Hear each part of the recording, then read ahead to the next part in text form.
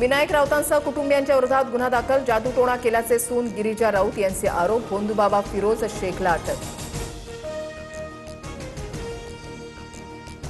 विनायक राऊत कुटुंबियांकडून सुनियोजित घात, लग्नानंतर 7 वर्ष छळ केला, राजकीय पार्श्वभूमीमुळे तेव्हा तक्रार केली नाही, सून गिरिजा राऊत यांचे आरोप।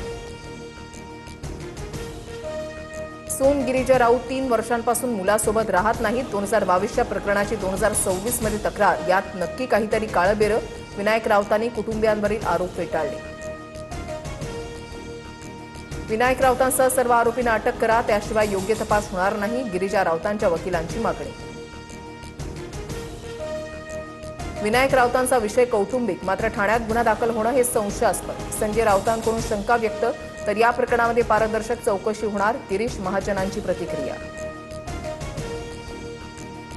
अमित शहांनी दिल्लीला बोलावून भाजपत जॉईन करायला सांगितलं, एकनाथ खडसे यांचा मोठा गौप्यस्फोट, तर खडसेंचे थेट दिल्लीपर्यंत संबंध, आम्ही किरकोळ लोक, गिरीश महाजनांचा टोला।